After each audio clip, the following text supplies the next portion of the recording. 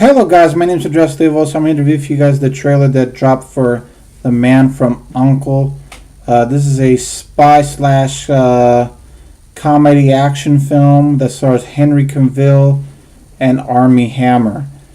This film, this takes place in 1963, where it looks like German intelligence has a weapon of mass destruction, and both CIA and KGB have to work together to solve the crime. What I watched from this movie, from this trailer, is that, Guy Ritchie is the director of this film. I like the director of Guy Ritchie. He has a kind of more unique style more than other directors. But when I saw the trailer, I don't know if this is going to be a good or a bad film or not, but I'm definitely excited. Henry Cavill is one of the best young actors we have in Hollywood right now. If you don't know who Henry Cavill is, he plays Superman in The Man of Steel. And Armie Hammer was last seen in the big major release in The Long Ranger.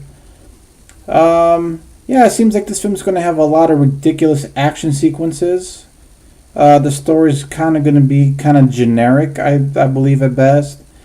But I need to see more trailers, to see more content, to see if it's going to be any good or if they're going to just throw us more dialogue, a little bit more story. But this trailer got my interest, but I didn't really like the trailer as much. Alright guys, this is my trailer for The Man from U.N.C.L.E. and thank you for watching this video, and I'll catch you in the next trailer review. Thank you for watching. Bye bye.